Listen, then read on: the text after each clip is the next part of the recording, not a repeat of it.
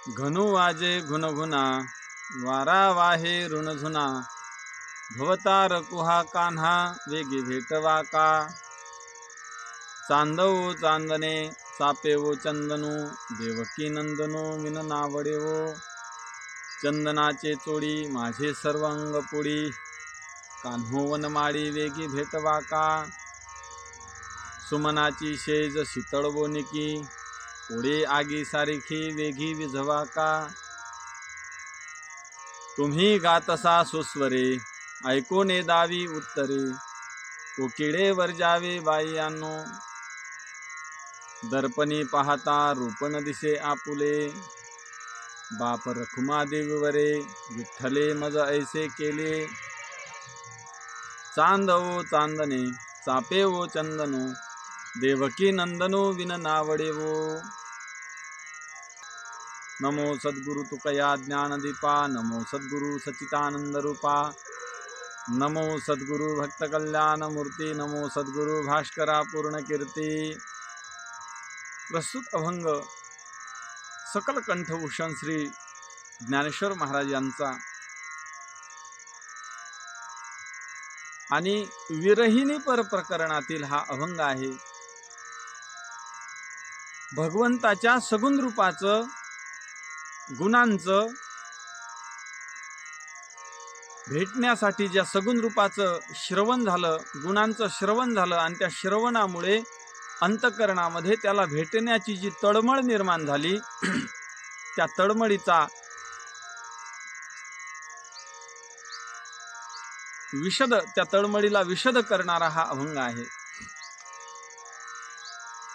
विरहिणी तसे तुकाराम महाराजांचे सुद्धा विरहिणी पर प्रकरणातले काही अभंग आहेत। विराण्या, विरहिणी असे काही अभंग आहेत। विरहिणी म्हणजे भक्तीतील अतिशय उंच स्थितीची अवस्था आहे। उत्कंठा, मिलन, विरह आणि पुनर्मिलन असे भक्ती रसायनामध्ये फार सुंदर याचं वर्णन केलेलं आहे। ही स्थिती आहे, विरहिणी ही स्थिती आहे। आणि विरहामधलं भगवत स्वरूपाबद्दलचं जे अंतःकरणाचं प्रेम आहे, त्याचे जे गुणांचं श्रवण झाल्यानंतर अंतःकरणामध्ये जी प्रीती उत्पन्न झाली आणि ती प्रीती उत्पन्न झाल्यामुळे अंतःकरणाला दुसरं काही आवडत नाही असं सांगणारा हा अभंग। ही विरहिणी सांगते की मला भगवंताशिवाय काही आवडत नाही। तसं अंतःकरणाचे सामान्यतः विषय अष्टभोग आहेत। परांचखानी व्यतृणत स्वयंभू कश्चित धीरा पश्यतीनांतरात्मन अशा प्रकारे। पण गोपिकेच्या बाबतीत विचार केला तर गोपिका ही विरहिणी अवस्थेतली असल्यामुळे अगोदर जानाती, नंतर इच्छती आणि नंतर करोती अशी स्थिती आहे। अगोदर जाणलं जाते, त्या भगवंताचे गुण जाणले जातात। पंढरपुरीचा निळा लावण्याचा पुतळा विठो देखी येला डोळाबाई येवो, आहे की नाही? पंढरपुरीचा निळा लावण्याचा पुतळा अशा प्रकारे त्याचे गुण। राजस सुकुमार मदनाचा पुतळा। आता वास्तविक काम म्हणजे काय? हा आकारात्मक नाही, पण काम पाहायचं असेल तर भगवंताला बघा। ऐका यशश्री औदार्य अशा प्रकारे भगवंताचे गुण जानाती, जाणले गेले, नंतर इच्छा केली आणि नंतर तद अनुसार क्रिया केली की मला कधी भेटेल। आईसाहेब रुक्मिणीला सुद्धा अगोदर त्या ब्राह्मणाने, सुदेव ब्राह्मणाने भगवंताचे गुण ऐकवले, मग नंतर जानाती, इच्छती आणि करोती, मला तो कधी मिळेल, मला तो कधी भेटेल अशी अंतःकरणामध्ये उत्कंठा प्राप्त झाली आणि तदनुसार क्रिया करायला लागलेली आहे। ही गोपिका सुद्धा त्याचप्रमाणे विरह अवस्थेमध्ये त्याप्रमाणे क्रिया करते। ती गोपिका कायम भगवंताचं आणि सगुण रूपाचं ध्यान करते। एक दिवस तिला खूप असा ताप आला आणि अंग असं तापलं तिचं तापाने। तापाने अंग तापल्यामुळे झोपलेल्या अवस्थेत असताना अनेक मैत्रिणी तिच्याजवळ येतात आणि तिला जागवण्याचा प्रयत्न करतात. का ग अशी का झोपलेली आहेस बाबा, अशी अवस्था का झाली तुझी, आणि तुला ताप आलेला आहे आणि तापातून रंजन व्हावं, तुझ्या अंतःकरणाला शीतलता प्राप्त व्हावी, तुझ्या शरीराला शीतलता प्राप्त व्हावी, ह्याच्याकरता आम्ही काही उपाययोजना करावी का? कारण की ज्या ज्या वेळेला शारीरिक दौर्बल्य येतं त्या वेळेला वेगवेगळे भोग समोर करून अंतःकरणाला द्रवीभूत, अंतःकरणाला रंजवण्याचं काम केलं जाते. परंतु गोपिका म्हणते, हे बघा, अगं मला वेगवेगळे भोग देऊ नका. असा आकाशाचा आवाज होत आहे, अशा अवस्थेमध्ये वारा रुणझुण वाहत आहे. घनु वाजे घुनघुना, ढगांचा आवाज होत आहे, घनु नाम ढगांचा आवाज होत आहे, घुनघुना वारा वाहे रुणझुना. ती गोपिका म्हणते, भवतारकुहा काना वेगी भेटवा का, मला दुसरे कोणतेच उपाय करू नका. गोपिका म्हणल्या, अगं वेडी आहेस का, तुला शारीरिक ताप झालेला आहे, शरीर तुझं तापलेलं आहे, आणि ताप हा शमवण्यासाठी काही भौतिक औषध आहेत. जसं चंद्र आहे, चांदो चांदणे, चांदण आहे, चंद्राचा प्रकाश शीतळ असतो. चांदो चांदणे चापे ओ चंदनो, चाफा आहे, चाफा हे शांत आहे. अष्टभोगामध्ये काही पदार्थ आलेले आहेत. अष्टभोगामध्ये सुगंध आहे, वनिता वस्त्र आहे, गीतम तांबूलम भोजनम शय्या कुसुमम च, असे अष्टभोग आलेले आहेत. सुगंध आहे, वस्त्र आहे, तांबूल आहे, तांबूल म्हणजे विडा आहे, भोजन आहे, चांगलं भोजन आहे,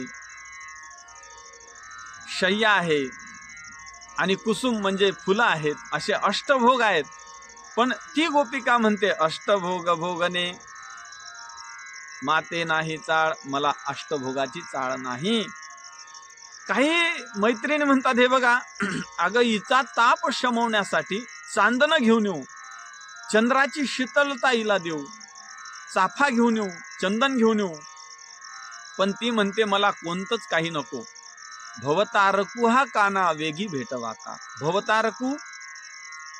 भवतारक असं भगवंताला किती काही ठिकाणी विशेषण दिलेले आहे. कमल नयना कमलापती, कामिनी मोहना मदनमूर्ती, भवतारका धरित्याक्षती, वामनमूर्ती त्रिविक्रमा, किंवा तुझी अपार नाही गुणा, माझी अल्पमती नारायणा, भवतारक जी सुजाना, एक विज्ञापना पायापाशी. असे अनेक प्रमाण आहेत. भवतारक आहे भगवंत.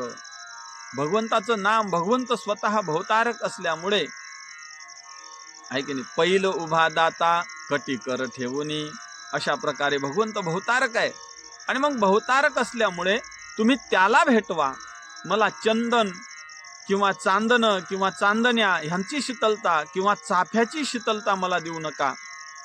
चांद ओ चांदणे, चाफे ओ चंदनू, देवकी नंदनू विन नावडे वो. देवकी नंदन, देवकीच्या अंतःकरणाला ज्याने आनंद, जो देवकीचा नंद आहे, अशा नंदनू नाम भगवंताला मला भेटवा. त्या देवकीला सुद्धा त्यांनी आनंद देतो, त्याच्यामुळे आनंद प्राप्त होतो, तो कान्हा मला भेटवा.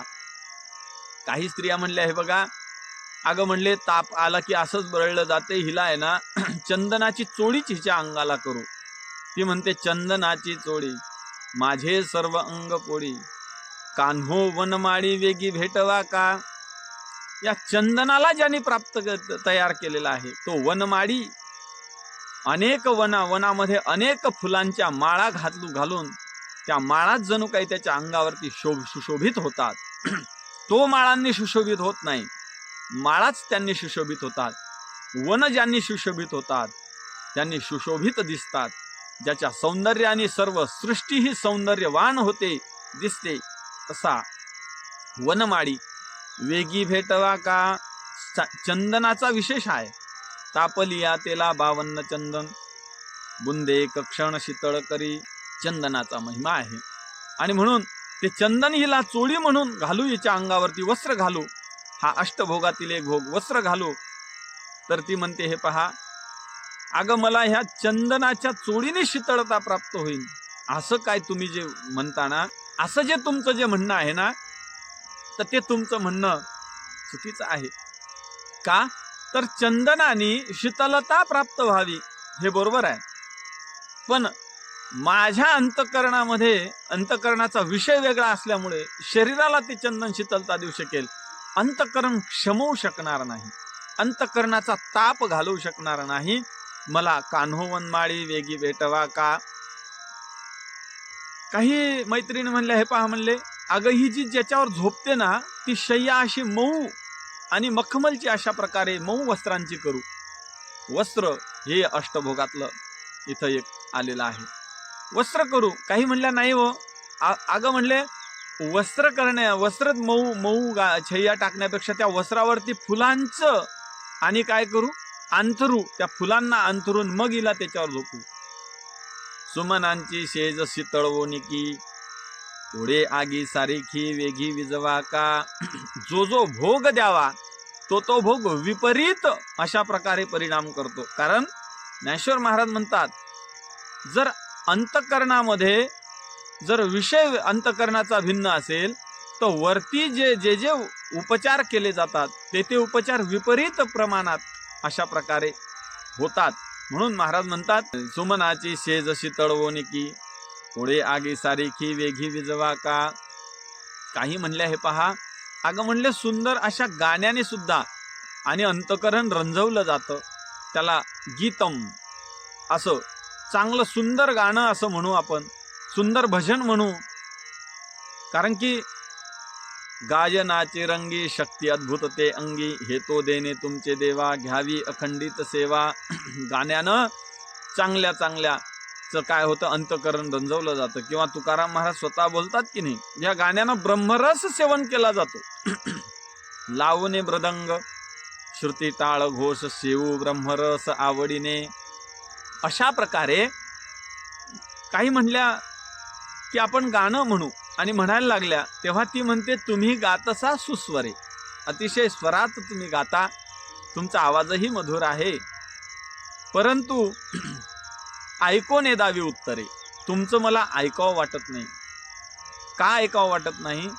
त्याचं कारण असं आहे की माझ्या अंतःकरणाचा विषय वेगळा झालेला आहे. तुम्ही गातसा सुस्वरे, ऐकून येदावी उत्तरे. कोकिळेवर जावे बाईयांनो, कोकिळासारखा आवाज तुमचा आहे, किंवा कोकिळाला जरी तुम्ही आणलं इथं तरीही तेही माझ्या अंतःकरणाला पंचमालाप सुस्वर अशा प्रकारे पंचमालापात गाणारा कोकिळ, मात्र त्या कोकिळानेही माझा अंतःकरणाला रंजवल्या जाणार नाही. कोकिळेवर जावे बाईयांनो, अशी माझी स्थिती झालेली आहे. आणि खरं गोपिकेची स्थिती तीच आहे की नाही. अनेक प्रकारानं आपल्याला पाहता येईल, आहे की नाही. मन हे गोविंदी देह काम करिवो, देह काम करत असतं, पण अंतःकरण मात्र तिचं आणि भगवंतापाशी राहतं. भगवंत दिसला की काखेतली जी भरणी आहे, काखेतली जी हरणी नावाची मुलगी आहे, ती शिंक्यावर ठेवली जाते आणि शिंक्यावरची भरणी खाली ठेवली जाते. भगवंताच्या रूपाचा हा देखिला डोळा बैसला मनी, तोची वदनी उच्चारी. जो भगवंत डोळ्याच्या द्वारा अंतःकरणात स्थिर झाला, तो अंतःकरणात स्थिर झालेला भगवंत तोची वदनी उच्चारी. गोविंदू घ्या कोणी दामोदर घ्या गे, अशा प्रकारची जी स्थिती तिची झाली. एका मैत्रिणीनं तिच्या पुढे आरसा ठेवला आणि सांगितलं, हे बघ म्हणले, अगं तुझी स्थिती कशी झाली बघ म्हणले. काय झालीस तू म्हणले, आणि तू म्हणते की मला उपचार नको आहेत. ती म्हणली, अगं काय करू, मी सुद्धा माझा चेहरा त्या आरशामध्ये वेळोवेळा बघितला, पण दर्पणी पाहता रूपन दिसे आपुले. बाप रखुमा देवीवरे विठ्ठले मज ऐसे केले.